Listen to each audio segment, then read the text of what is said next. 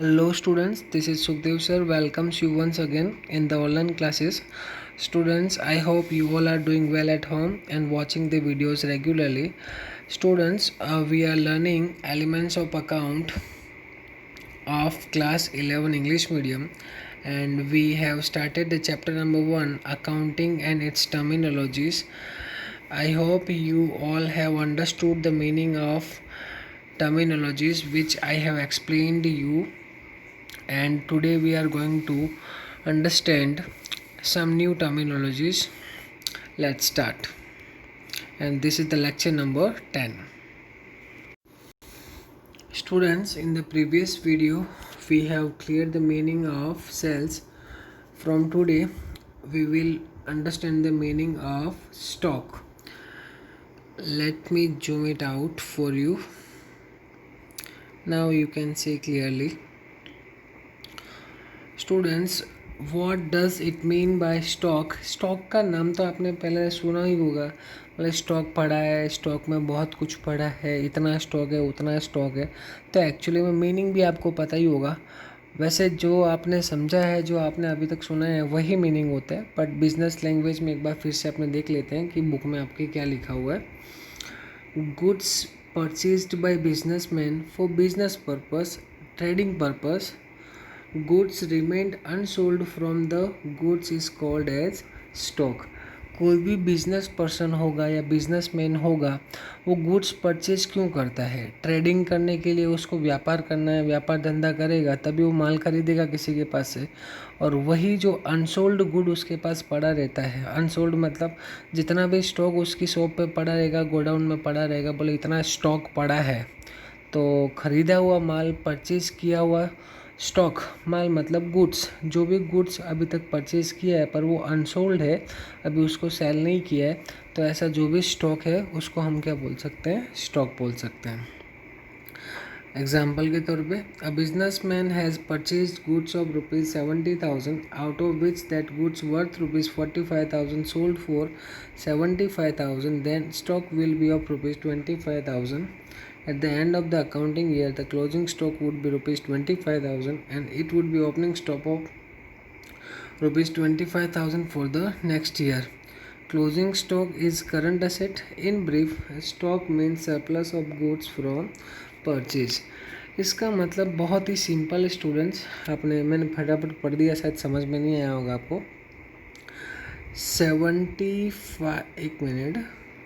75,000 की परचेज थी, बराबर, और उसमें से हमने 45,000 को निकाल दिया, उसका सेल कर दिया। तो 75 में से अगर आप 25,000 को निकाल देते हो, बराबर, सॉरी, हाँ क्लियर, एक बार फिर से देख लो, थोड़ा कन्फ्यूज़न हो गया होगा।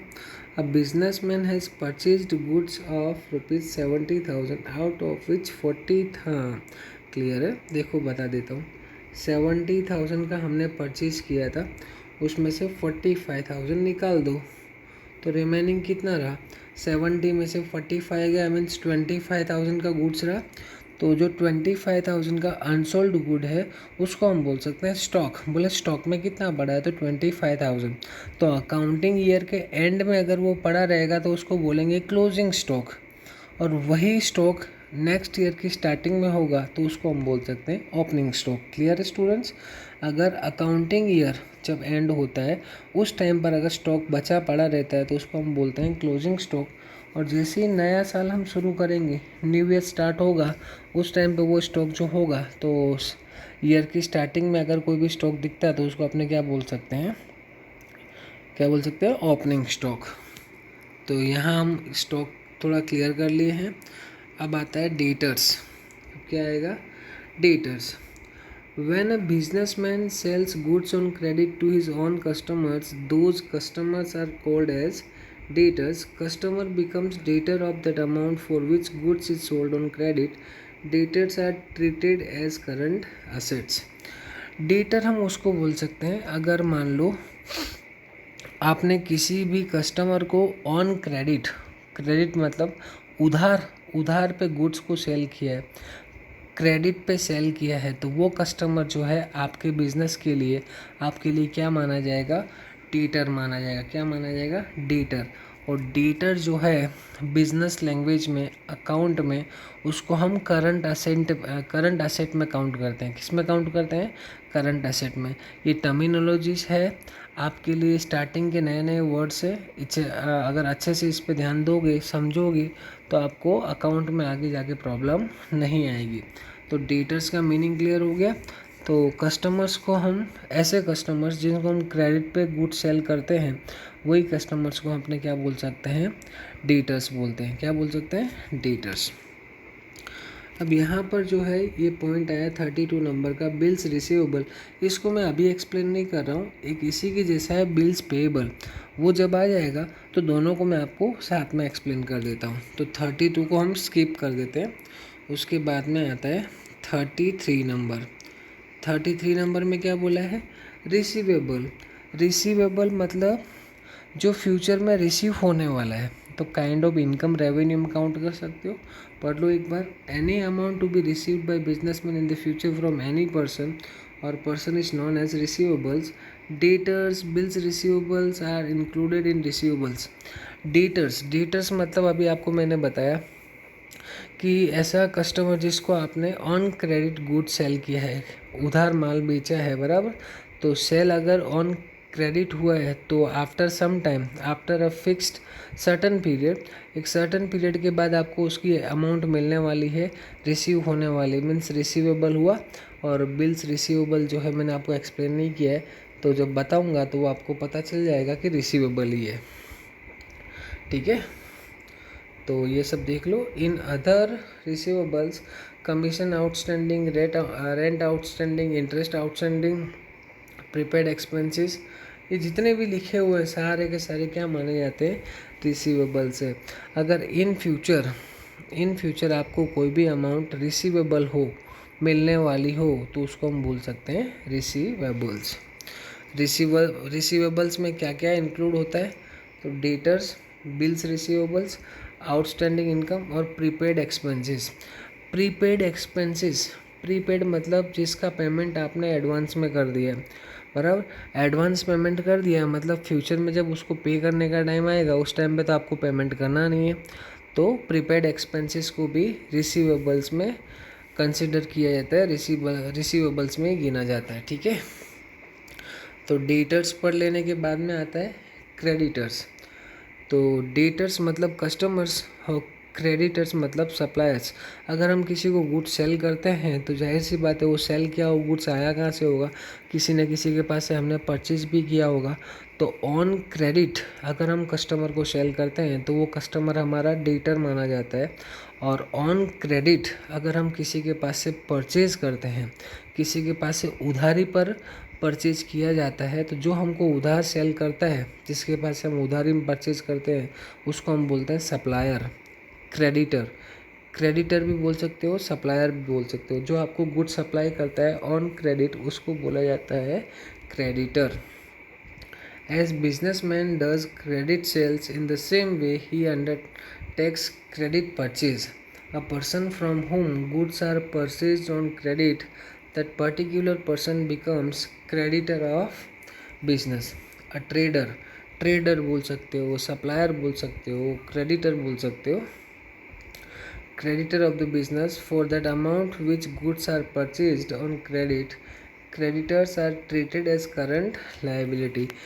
क्रेडिटर्स मतलब जिसके पास से आपने परचेज किया है ऑन क्रेडिट, उधार माल खरीदा है, तो एक टाइम के बाद आपको पे करना पड़ेगा, तो वो आपकी लायबिलिटी हुई। और शॉर्ट टाइम पीरियड में पे करना पड़ेगा, इसलिए इसको क्या बोल सकते हैं? Current liability. और शॉर्ट टाइम पीरियड में कस्टमर्स के पास लेते हो तो उसको बोलते हैं करंट असेट। ठीक है स्टूडेंट्स, तो आई होप कि अभी तक मैंने आपको जितना एक्सप्लेन किया है वो आप अच्छी तरह से समझ गए होंगे। तो मैं आज सोच रहा हूँ कि बिल्स पेएबल और बिल्स रिसीवेबल भी आपको मैं एक्सप्लेन कर देता हूँ। तो देख लीजिए, दोनों को साथ में एक्सप्लेन कर रहा हूँ। दोनों के मीनिंग, डेफिनेशन में ज़्यादा डिफरेंस नहीं है, माइनर डिफरेंस है। तो मैं एक्सप्लेन करता हूँ, अच्छे से समझ लेना। Bills receivable is a written document where there are two parties. One is the bill writer and other is the bill acceptor. When bill writer acquires right to receive certain amount as per predetermined date in the future, it becomes receivable. Bill is a bills receivable for the bill writer. तो sir कुछ समझ में नहीं आया, कोई बात नहीं, इसमें आप खाली इतना समझो, बिल्स रिसीवेबल जो है इसमें टू पार्टीज होती है, जैसे कि बिल्स पेएबल में भी होगी, एक बिल राइटर होता है और दूसरा बिल एक्सेप्टर होता है, एक बिल राइटर होता है और दूसरा बिल एक्सेप्टर होता है, ठीक है, इतना समझ लो। वो बिल्स रिसीवेबल में अपने उसको काउंट कर सकते हैं। अब बिल्स पेएबल की डेफिनेशंस बता दूँ आपको, ये रही उसकी डेफिनेशन।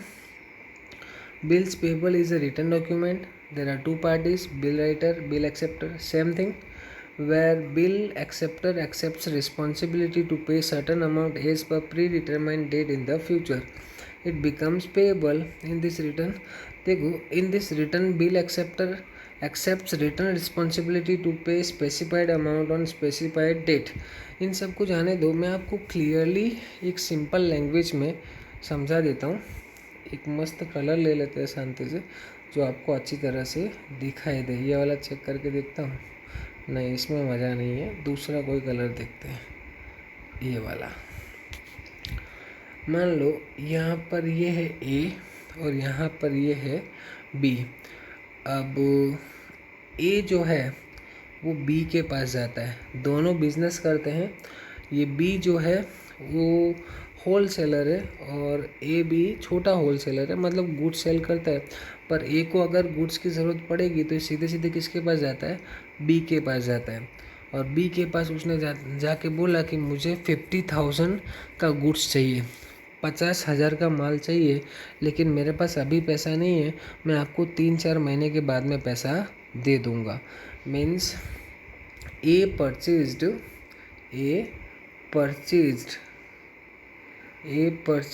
आपको क्लियर नहीं दिख रहा होगा, फिर से एक बार कर देता हूँ। ए बी, यहाँ लिखूँ मैं परचेज्ड गुड्स ऑन क्रेडिट। ए जो है उसने क्रेडिट पे गुड्स परचेज किया है, किसके पास से, बी के पास से। तो ए ने परचेज किया है तो बी ने क्या किया होगा, सेल किया होगा। लेकिन जो बी है उसको ए पे इतना खास भरोसा नहीं है, बोला साला पैसा लेके भाग गया, 4 महीने 3 महीने तक कौन वेट करेगा।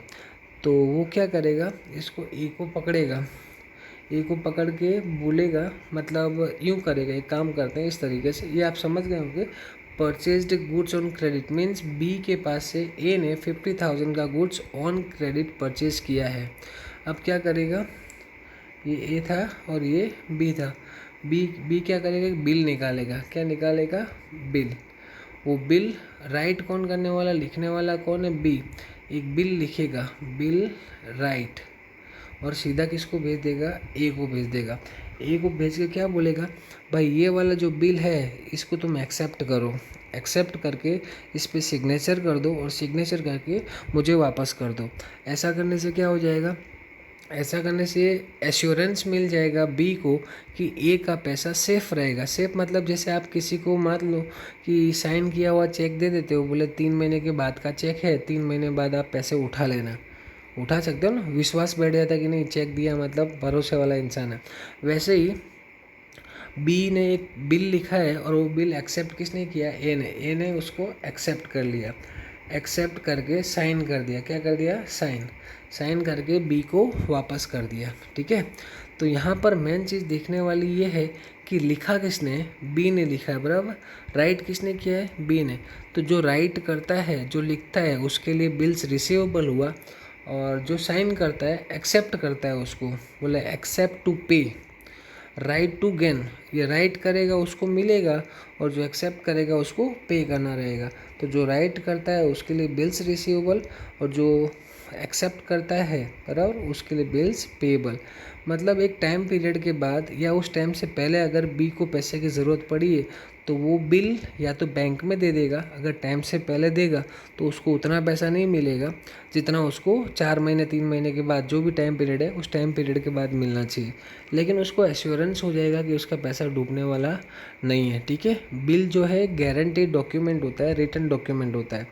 उसको रिटन डॉक्यूमेंट के अंदर सारी डिटेल्स भी होती है, किसने लिखा है, किसने एक्सेप्ट किया है, टोटल अमाउंट कितनी है, कितने मंथ का है बराबर। और बैंक में एक पैसा पड़ा होगा तो जाके ये बिल उसको बैंक वाले को दे सकता है और उसके बदले में पैसा रिसीव कर सकता है, ठीक है। तो जो बिल राइट करता है उसके लिए बिल्स रिसीवेबल, और जो बिल एक्सेप्ट करता है उसके लिए बिल्स पेएबल। एक लीगल रिटन डॉक्यूमेंट है बराबर। अब आप इसको पढ़ोगे तो अच्छे से आपको समझ में आ जाएगा। तो आज के लिए हम इतना ही रखते हैं। See you in the next video. Till then अच्छी तरह से वीडियोस को देखो, समझो, और ना समझ में आवे then you can contact me on WhatsApp. आप सबके पास मेरा कांटेक्ट नंबर है, ग्रुप में मेरा नंबर है, आप कांटेक्ट करके पूछ सकते हो अगर कोई भी प्रॉब्लम होगी, ठीक है।